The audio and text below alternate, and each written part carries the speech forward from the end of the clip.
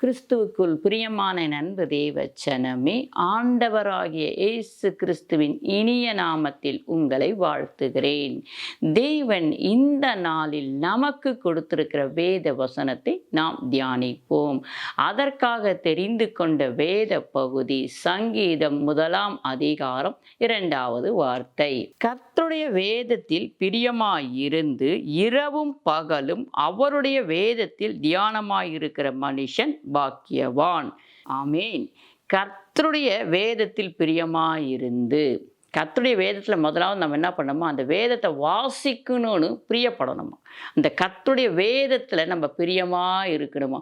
அதை வாசிக்கணும் போது பிரியமாக வாசிக்கணுமா.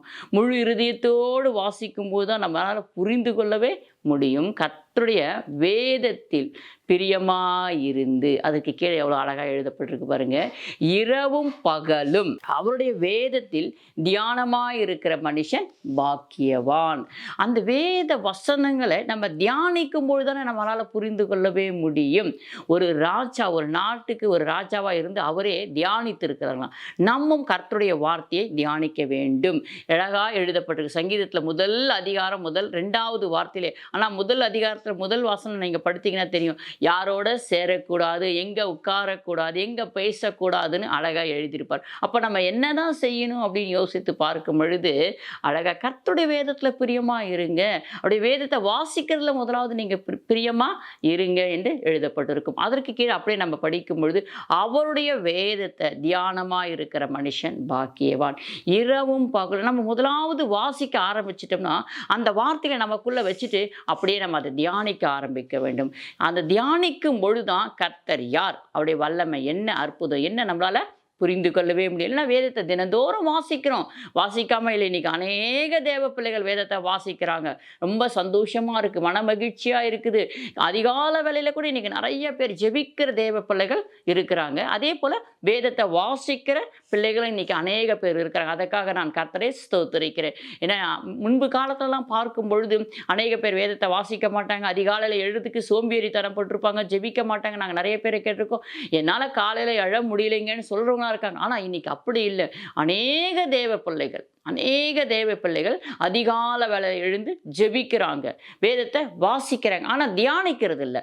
எப்போ நம்ம தியானிச்சா என்னென்ன கிடைக்கும் என்பது தான் இன்னைக்கு நம்ம பார்க்க போகிறோம். ஹல்லேலூயா. கர்த்தருடைய வேத வசனத்தை பிரியமாக இருக்கிறது போல பிரியமாகவே நாம் அதை தியானிக்க வேண்டும். வாசித்த வசனங்களை அப்படியே நாம் உள் வாங்கி வாசிக்கும் பொழுது அதை தியானிக்க வேண்டும். ஒரு மாடு வச்சுக்கோங்களேன். அந்த மாடு என்ன தெரியுங்களா பண்ணும், மடன்னு பார்க்குற இடத்துலலாம் மடன்னு எல்லாத்தையும் சாப்பிட்டு உட்கொள்ளும். கொஞ்சம் ஒரு நிழலான இடத்த போய் பார்த்து உட்கார்ந்து நல்லா வாயில் அசை போடும். நீங்கள் அதை உற்று கவனித்தீர்கள் என்று சொன்னால் உங்களால் புரிந்து கொள்ள முடியும். உள்ளேருந்து போனதை எடுத்து வெளியே வச்சு அது நல்லா மென்று முழுங்குங்களாம். அதே போல் நம் வாசிக்கிறோம், காலை வேளையில் நம்ம வாசிக்கிறோம், வேகமாக வாசிக்கிறோம். எந்த வசனம் நமக்கு பிடித்திருக்கிறதோ, எந்த வசனம் இன்றைக்கி நம்மளோட கூட பேசுதோ அதை உடனே அண்டர்லைன் பண்ணி அந்த வசனத்தை மட்டும் பல வாட்டி வாசிச்சுட்டு நம்ம மற்ற வேலைகளை செய்ய போகலாம். அப்படி மற்ற வேலைகள் நம்ம செய்து கொண்டு இருக்கும் பொழுது இன்னைக்கு வாசித்த அந்த வசனத்தை எடுத்து தியானிக்கும் பொழுது இன்றைக்குரிய காரியத்தை தேவன் நம்மோடு கூட அதில் அழகாய் பேசுவார். ஹல்லேலூயா. அப்படி நம்ம புரிந்து கொள்ளும் பொழுதுதான் கர்த்தர் எவ்வளவு நல்லவர் என்பதை தெரிந்து கொள்ளவே முடியும். நாம் கர்த்தருடைய வேதத்தை தியானிக்கும் பொழுதுதான் தேவனுடைய மகிமையை நம்மளால புரிந்து கொள்ள முடியும். அவருடைய மகத்துவம் என்ன என்பதை நம்மளால் புரிந்து கொள்ள முடியும். அவருடைய வல்லமை என்ன என்பதை நம்மால் புரிந்து கொள்ள முடியும். அவருடைய பலத்த செய்கைகள், அவருடைய எவ்வளோ பேருக்கு என்னென்ன செய்திருக்கிறார், அவருடைய பலத்த செய்கைகள் எப்படியாப்பட்டது என்பதை நம்மளால் புரிந்து கொள்ள முடியும். அவருடைய அதிசயங்கள் என்ன என்பதை நம்மால் புரிந்து கொள்ள முடியும். அவருடைய அற்புதமான காரியங்கள், எவ்வளோ அற்புதத்தை செய்திருக்கிறார் வேதத்தில், அதை நம்ம தியானிக்கும் பொழுது தான் நம்மளால புரிந்து கொள்ளவே முடியும். அவருடைய சிருஷ்டிப்பு, அவர் என்னென்ன காரியத்தை சிருஷ்டித்திருக்கார், என்னென்ன எவ்வளோ பறவைகளும் மிருகங்களும் எப்படியெல்லாம் அவர் சிருஷ்டித்தார் என்று சொல்லி நாம் அவருடைய வேதத்தை தியானிக்கும் பொழுதுதான் புரிந்து கொள்ள முடியும். அவருடைய கட்டளை என்ன, அவருடைய கற்பனை என்ன, அவருடைய பிரமாணங்கள் என்ன என்பதை நம்மால் புரிந்து கொள்ளவே முடியும். பிரியமான தேவச்சனமே, வேகமாக இன்னைக்கு வேதத்தை வாசிக்கிற அநேக பிள்ளைகளுக்கு இன்னைக்கு ஆண்டவர் உங்களுக்கு கொடுத்துருக்கிற வேத வசனத்தை முதலாவது நீங்கள் தியானிங்க. எவ்வளவு அளவுக்கு வாஞ்சையோடு நீங்க வாசிக்கிறீங்களோ அதே அளவுக்கு வாஞ்சையோடு இந்த வேத வசனங்களை நீங்க தியானிக்கும் பொழுது கர்த்தர் உங்களோடு கூட இடைப்படுவார், உங்களோடு கூட பேசுவார். அந்த அற்புதம் அதிசயம் அவங்களுக்கு செஞ்சீங்களேப்பா, எனக்கும் செய்யுங்கப்பான்னு கேட்கறதுக்கு வசனத்தை தெரிஞ்சாதானே உங்களால கேட்க முடியும். தியானிச்சு அவங்க எந்த சூழ்நிலையில இருந்து தேவனிடத்துல அவங்க கேட்டாங்கன்னு தெரிஞ்சாதான் நம்மளால ஆண்டவரிடத்துல கேட்கவே முடியும். அவர்கள் எப்படி தேவனிடத்துல கேட்டாங்க, நம்மும் அப்படி வேதத்தை படிச்சு அதன்படி நம்ம கேட்கும் பொழுதுதான். அதுக்கு முன்னாடி இருக்க வசனத்தை நீங்க பார்த்தீங்கன்னா நீங்க புரிந்து கொள்வீங்க. அவங்க தன்னை எப்படி பரிசுத்தப்படுத்திக் கொண்டாங்க, தேவனிடத்துல ஐக்கியமா இருந்தாங்க, தேவனை அவர்கள் எப்படியெல்லாம் தேடினார்கள் என்பதை நாம் புரிந்து கொள்ள முடியும். யோசுவாவை எடுத்துக்கோங்க, நம்ம தொடர்ந்து அதை வாசிக்க போகிறோம். யோசேப்பை எடுத்துக்கோங்க, யோபு எடுத்துக்கோங்க. எப்படி அவங்களாம் தேவனுக்கு பயந்து வாழ்ந்தார்கள் என்று தெரிந்தால் தானே நம்மளால வேத வசனத்தை நாம் தியானிக்கும் பொழுது அதை புரிந்து கொள்ள முடியும். யோபை பார்க்கணும் என்று சொன்னால் அந்த வசனத்தை எடுக்கிறோம், அந்த அதிகாரத்தை வாசிக்கிறோம், வாசிக்கும் பொழுது அண்டர்லைன் பண்ணிக்கொண்டே வருகிறோம். உபத்திர நேரத்தில், பாடுகள் நேரத்தில் எப்படி யோபு வாழ்ந்தார், எப்படி இருந்தார், எப்படி தேவன் அவனை யோபுவை ஆசீர்வாதித்தார், முன்னிலைவை பார்க்கலாம் பின்னிலைவை ஆசீர்வாதித்தார், யோபு ரெட்டிப்பான ஆசீர்வாதத்தை ஆசீர்வாதித்தார் என்று நம்ம அநேக ஜனங்க நம்ம கேட்டு புரிந்து கொள்கிறோம், சரிதான். ஆனால் அதை எடுத்து நாம் தியானிக்கும் பொழுது நாம் தேவனிடத்தில் கேட்க முடியும். ஆண்டவரே, நான் எல்லாவற்றையும் இழந்து உம்மிடத்தில் வந்தனே என்று சொல்லி நாம் கேட்கும் பொழுது தேவன் நம்மையும் ரெட்டிப்பாய் ஆசீர்வாதிக்க வல்லவராயிருக்கார். அந்த வசனத்தோடு, வேத வசனத்தோடு நம்முடைய வாழ்க்கையை ஒப்பிட்டு நாம் தியானிக்கும் பொழுது நாம் மாறுபட்டவர்களாய் இருப்போம். தேவனுக்கு ஏற்ற பிள்ளைகளாய் நாம் மாறுவோம். ஹல்லேலூயா. வாசிப்போம் சங்கீதம் 143 அதிகாரம் 5வது வார்த்தையை. பூர்வ நாட்களை நினைக்கிறேன், உமது செய்களை எல்லாம் தியானிக்கிறேன், உமது கரத்தின் கிரிகைகளை யோசிக்கிறேன். இந்த இடத்துல தாவீது ராஜா அழகாய் சொல்லுகிறார் பாருங்க. பூர்வ நாட்கள் ஆண்டவர் அவரை நடத்தி வந்ததெல்லாம் அப்படியே அவர் தியானிக்கிறார்களாம். அவர் பூர்வ நாட்களை நினைக்கிறேன், உமது செய்கைகள் எல்லாம் தியானிக்கிறேன். நீங்க என்னை எப்படி நடத்தி வந்தீங்கப்பா, நான் ஒரு ஆட்டு பின்னாடி இருந்தேன்ப்பா, ஆடு மேய்த்து கொண்டு இருந்தேன்ப்பா, ஆடு மேய்த்து கொண்டு இருந்த என்னை கொண்டு வந்து என்னை எப்படியெல்லாம் நீங்க நடத்துனீங்களேப்பா அப்படின்னு சொல்லி பூர்வ நாட்களை நான் நினைத்து பார்க்கிறேன். சும்மா இருக்கும்போது நம்ம கூட பிரியமான தேவச்சனமே நாம் எப்படி இருந்தோம், தேவன் நம்மளை எப்படி அழைத்து வந்தார், தேவன் எப்படி நம்மளை உயர்த்தி வைத்திருக்கிறார், தேவன் நம்மளை அவருடைய படைப்பு என்ன, அவருடைய கிரிகை என்ன, நமக்கு அவர் செய்த தியாகம் என்ன என்று நாம் அப்படியே யோசித்து கொண்டு இருக்கும் பொழுது நன்றி சொல்லாமல் நம்மால் இருக்கவே முடியாது. ஆண்டவருக்கு நாம் நன்றி சொல்லிக்கொண்டே இருப்போம். ஹல்லேலூயா. ஆண்டவரே உமக்கு நன்றி இயேசுவே. நினைக்கணும், அவர் நமக்கு செய்த நன்மைகளை நாம் நினைத்து நன்றி சொல்லுகிற பிள்ளைகளாய் இருக்க வேண்டும்.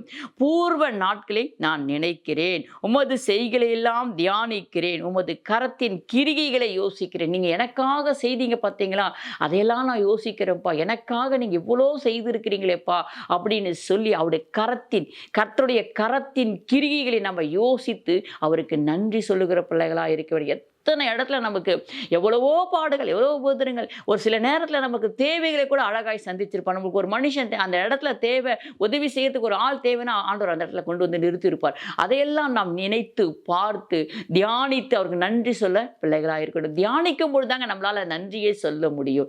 கர்த்தர் இன்னைக்கு இவ்வளோ பெரிய காரியங்களை செய்திருக்கார், எனக்கு கர்த்தர் இவ்வளோ பெரிய அற்புதத்தை செய்திருக்கிறார், நான் இந்த இடத்துல வந்து நின்று இருக்கிறேன்னு சொன்னா அதற்காக நான் கர்த்தருக்கு நன்றி சொல்ல வேண்டும் என்று சொல்லி நம்மால் முழு இருதயத்தோட நன்றி சொல்ல முடியும். தியானிக்க ஆரம்பிக்க வேண்டும். கர்த்தருடைய வசனத்தை தியானிக்கும் பொழுது, கர்த்தருடைய வார்த்தையை நாம் தேடி அதை வாசித்து தியானிக்கும் பொழுது நன்றி சொல்லுகிற பிள்ளைகளாய் நாம் இருப்போம். என் பிரியமான தேவச்சனமே, வாசிப்போம் சங்கீதம் 119 அதிகாரம் 148வது வார்த்தையை. உமது வசனத்தை தியானிக்கும்படி குறித்த ஜாமங்களுக்கு முன்னே என் கண்கள் விழித்துக் கொள்ளும். ஹல்லேலூயா. ஏன்னா கர்த்தர் தாவீது ராஜா வந்து ஆண்டவரோடு கூட ஐக்கியமாக இருந்தார். அநேக பாடல்களை பாடி பாடி துதித்து கொண்டு இருந்தார். அதனால் அவர் சொல்லுகிற வார்த்தையை பாருங்கள். உமது வசனத்தை தியானிக்கும்படி குறித்த ஜாமங்களுக்கு முன்னே என் கண்கள் விழித்து கொள்ளும். இன்னைக்கு எத்தனை பேர் நம்ம அதிகால வேளையில் எழுந்து ஜெபிக்கிறோம், ஆண்டவரை போற்றி புகழ்ந்து பாடுகிறோம், துதிக்கிறோம், சந்தோஷம். இதுக்கெல்லாம் ஆண்டவர்களுக்கு பிரதிபலனை நிச்சயமாய் கொடுப்பார். ஆனால் வேத வசனத்தை நாம் தியானிக்கிறோமா? வேத வசனத்தை நாம் தியானிக்க ஆரம்பிக்கும் பொழுதுதான் கர்த்தருக்கு நம்மளால முழு உள்ளத்தின் ஆழத்திலிருந்து நன்றியே சொல்ல முடியும். பிரியமான தேவச்சனமே, அநேக வேத பகுதியில் வாசிக்கும் பொழுது நம்மையும் அறியாமல் நம்ம கண்களிலிருந்து தண்ணீர் வரும். ஏன்னா அந்த சூழ்நிலையில் நம்ம இருந்திருப்போம். அந்த இடத்துல இருந்து தேவன் நம்மளை பாதுகாத்திருப்பார். சில பேர் அந்த இடத்துல இருந்து தூக்கி எடுத்திருப்பார். சில பேர் அந்த இடத்துல இருந்து தூக்கி உயரத்துல வைத்திருப்பார். அந்த பாதாளத்துல இருந்து தூக்கி எடுத்திருப்பார் தேவன். அப்ப அந்த பகுதியில நம்ம வாசிக்கும் பொழுது, தியானிக்கும் பொழுது நம்மையும் அறியாமல் நம் கண்களில் இருந்து தண்ணீர் வரும். இதுதான் வேத தியானம் என்று சொல்லப்படுகிறது. நம்மை அறியாமல் நம்முடைய வேத வசனத்தோடு அண்டி அதற்குள்ள போகும் பொழுது மேல் புள்ளை மாத்திரம் வாசித்தா ஒண்ணுமே புரியாது.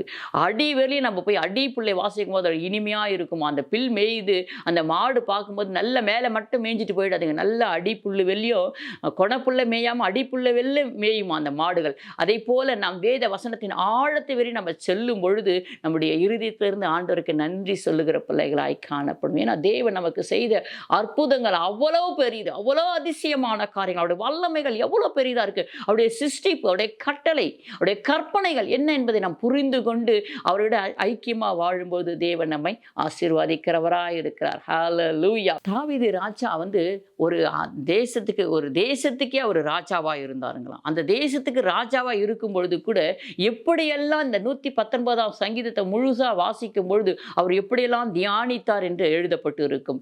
அழகா எழுதியிருப்பார் பாருங்க. வேத வசனங்களை தியானித்தாராம், பிரமாணங்களை தியானித்தாராம், கர்த்தருடைய சாட்சிகளை தியானித்தாராம், கர்த்தருடைய கட்டளைகளை தியானித்தாராம். அவர் கட்டளை என்ன என்பதை அவர் தியானித்து இருக்கிறாருங்க. சாட்சிகளை அவருக்கு ஆண்டவர் சொல்லுகிற ஒவ்வொரு சாட்சிகளை அவர் கை கொண்டு அந்த கை கொண்டு தியானித்தார்களாம். அழகா எழுதப்பட்ட வேத வசனங்கள். வாசிப்போம் யோசுவா 1ஆம் அதிகாரம் 8வது வார்த்தையை. இந்த நியாயப்பிரமாண புஸ்தகம் உன் வாயை விட்டு பிரியாதிருப்பதாக, இதில் எழுதியிருக்கிறவையின் படி எல்லாம் நீ செய்ய கவனமாயிருக்கும்படி இரவும் பகலும் அதை தியானித்து கொண்டிருப்பாயாக. அப்பொழுது நீ உன் வழியை வாய்க்க பண்ணுவாய், அப்பொழுது புத்திமானாய் நடந்து கொள்வாய். ஹல்லேலூயா. இந்த வார்த்தை யோசுவாக்காக கர்த்தராகிய ஆண்டவர் பேசுகிற வார்த்தை. மோசே இறந்த பின்னாடி என்ன செய்வதென்று தெரியாத யோசுவா இருக்கும் பொழுது ஆண்டவர் யோசுவா கிட்ட இந்த இடத்துல பேசுகிறார். இந்த நியாயப்பிரமாண புஸ்தகம் இருக்கு இல்லையா, இதை நீ கவனி, இதன்படி நீ சரியான பாதையில போ, நான் உன்னோடு கூட இருப்பேன் அப்படின்னு சொல்லுகிறார். இந்த நியாயப்பிரமாண புஸ்தகம் உன் வாயை விட்டு பிரியாதிருப்பதாக முதலாவது ஆண்டவர் சொல்லி கொடுக்கிறார். இந்த நியாயப்பிரமாண புஸ்தகத்தை நீ கேளுப்பா, இதன்படி நீ நடப்பா, இந்த வார்த்தையின்படி நீ இருப்பா அப்படின்னு சொல்லி அழகாய் கொடுக்கிறார். ரெண்டாவது பாருங்க, இதில் எழுதியிருக்கிற படியெல்லாம் நீ செய்ய கவனமாயிருக்கும்படி. நம்ம முதலாவது கவனமா இருக்கணும். என்ன பண்ண நம்ம அதை இரவும் பகலும் வாசித்து தியானிக்கணும். நம்ம முதல்ல அண்டர்ஸ்டாண்டிங் பண்ணா தானே அதை போய் நம்ம மற்றவர்களுக்கு சொல்லியே கொடுக்க முடியும். அப்படித்தான் யோசுவா கிட்ட ஆண்டவர் சொல்ல, நீ முதலாவது இரவும் பகலும் இதை தியானிச்சு கொண்டு இருப்பா. நீ இதை தியானிச்சுட்டு இந்த வார்த்தையின்படி நீ செய்ய கவனமாயிரு. இஸ்ரவேல் ஜனங்கள்னா லேஸ்பட்ட ஜனங்களே கிடையாது. அவங்க தான் வணங்கா கழுத்துள்ள ஜனங்களாச்சு. இவர்களை வழி நடத்துவதற்கு யோசுவா பயப்படுகிறார். ஆண்டவர் சொல்ல, நான் மோசேயோடு கூட இருந்தது போல உன்னோடு கூட இருப்பேன்ப்பா, நீ பயப்படாதப்பா அப்படின்னு சொல்லி யோசுவா ஆண்டவர் தேற்றி இந்த வார்த்தைகளை கொடுக்கிறார். நீ இரவும் பகலும் கர்த்தருடைய வேதத்துல தியானமா இரு, இந்த வேத வசனத்தின்படி நீ தியானமா இரு அப்படின்னு சொல்றார். அப்பொழுது உன் வழிகள் வாய்க்கும், அப்பொழுது உன் வழிகள் வாய்க்கும் என்று சொல்ற. நீ என்ன பாதையில போறியோ நான் அந்த பாதையில உன்னோடு கூட வந்து உனக்கு நான் கற்றுக் கொடுப்பேன். இந்த வேத வசனத்தை மாத்திரம் நீ உன் வாயை விட்டு விலகாதிருப்பதாக, இந்த வார்த்தையின்படி நீ வாழ்வாயாக, இந்த வார்த்தையின்படி இருப்பாயாக, இரவும் பகல் நீ இதை தியானித்துக் கொண்டிருப்பாயாக என்று சொல்லி யோசுவாவை பார்த்து கர்த்தராகிய ஆண்டவர் சொல்லிக் கொடுக்கிற இந்த வார்த்தையின்படி யோசுவா வாழ்ந்ததுனால தான் அழகாய் அவர் என்ன பண்ணார், இஸ்ரவேல் ஜனங்களை வழி நடத்தி கொண்டு போகிற. இஸ்ரவேல் ஜனங்கள் எவ்வளோ கோபம் மூட்டுகிற ஜனங்கள், வணங்கா கழுத்துள்ள ஜனங்கள், எவ்வளோ என்ன சொன்னாலும் ஆண்டுடைய அற்புதத்தையும் அதிசயத்தையும் நேரடியாய் பார்த்தவர்கள், ஆண்டுடைய சத்தத்தையும் அவர்கள் கேட்ட ஜனங்கள். அப்படி இருந்தும் அவர்கள் என்ன செய்யறதில்லை, சரியான பாதைக்கு அவங்க போகிறதே இல்லை. அதனால தான் யோசுவா பயப்படுகிறார். மோசேக்கே இவங்க கீழ்ப்படியிலேயே நான் எப்படி நடத்தி கொண்டு போகுவேன் என்று சொல்லி பயப்படும் போது தான் ஆண்டவர் இந்த வார்த்தையை அழகாய் கொடுக்கிறார். அதுக்கு அப்படி நம்ம கீழே வாசிக்கும் பொழுது, நான் உனக்கு கட்டளையிடவில்லையா, பலங்கொண்டு திடமனதாயிரு, திகையாதே, கலங்காதே, நீ போகும் இடமெல்லாம் உன் தேவனாகிய கர்த்தர் உன்னோடு கூட இருக்கிறார் என்றார். ஹல்லேலூயா. அப்பொழுதுதான் யோசுவாவுக்கு ஒரு தைரியமே வருகிறது. இரவும் பகலும் வேத வசனத்தை அவர் தியானிக்கிறவராய் இருக்கிறார். நீ தியானி என்று சொல்லித்தான் ஆண்டவர் அந்த இடத்துல சொல்லி கற்றுக் கொடுக்கிற ஒரு முதல் பாடமே யோசுவாக்கு அழகாய் கற்றுக் கொடுக்கிற பாருங்க. இரவும் பகலும் இந்த வேத வசனத்தை நீ தியானித்து கொண்டிரு என்று சொல்லி தியானித்து எப்படின்னு கற்றுக் கொடுக்கிறார். ஹalleluya. என் பிரியமான தேவச்சனமே, கர்த்தருடைய வார்த்தையை நாம் வாசிக்கிறதுக்கு எவ்வளோ வாஞ்சையாக இருக்கிறோமோ அதே போல் அந்த வார்த்தையை நாம் தியானிக்கிற பிள்ளைகளாக இருப்போம். அந்த வார்த்தைகளை நாம் தியானிக்கும் பொழுதுதான் நாம் அதிலிருந்து நாம் சில சாரங்களை உறிந்து எடுத்துக்கொள்ளும் பொழுதுதான் நாம் சரியான பாதையிலே போக முடியும். இன்னைக்கு அநேக பேர் வேத வசனத்தை வாசித்தும் இடறி போகிறவர்கள் எவ்வளோ பேர் இருக்கிறாங்க.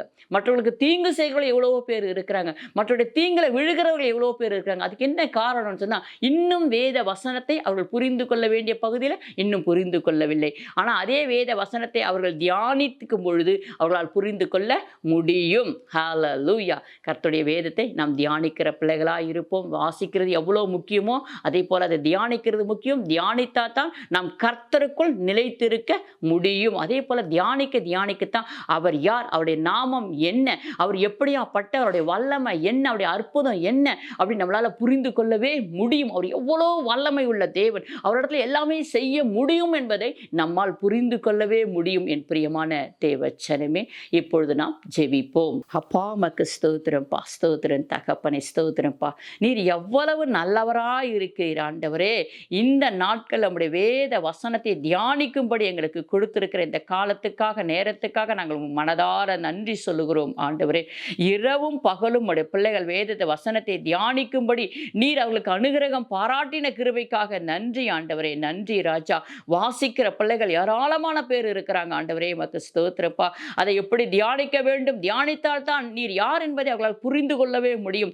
நான் கேட்கிற தேவன் யார், அவரால் அற்புதம் அதிசயம் செய்ய முடியுமா முடியாதா என்பதை அவர்கள் புரிந்து கொள்ளவே முடியும். உடைய நாமம் என்ன, உடைய நாமம் எவ்வளோ பெரியது, உடைய நாமம் பலத்த துருக்கம் என்பதை அவர்கள் புரிந்து கொள்ள வேண்டும் என்று சொன்னால், அப்பா உடைய வேத வசனத்தை முதலாவது தியானிக்கிற பிள்ளைகளாக இருக்க வேண்டும் ஆண்டவரே.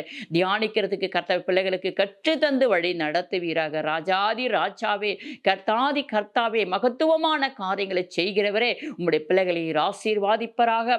அவர் வேத வசனத்தை தியானிக்கிற பிள்ளைகள் அவர்கள் தியானிக்கும் பொழுது மறைப்பட்ட பொருளை அவர்கள் வெளிப்படுத்துவீராக, அவர்களோடு கூட பேசுவீராக. யோசுவாவோடு கூட நீர் அன்றைக்கு பேசினது போல இவர்களோடு கூட பேசி அநேக வெளிப்பாடுகளையும் தரிசனங்களையும் சொப்பனங்களையும் உம்முடைய பிள்ளைகளுக்கு கொடுத்து வழி நடத்துவீராக. தகப்பனே, மக்கு ஸ்தோத்திரப்பா. நீங்க பொறுப்படுத்திக் கொண்டு பலப்படுத்தி பாதுகாத்துக் கொள்ளுங்க. ஏசு கிறிஸ்துவின் இன்ப நாமத்தால் ஜெபிக்கிறோம் ஜீவனுள்ள நல்ல பிதாவே, ஆமென். நமக்கு ஸ்தோத்திரம்.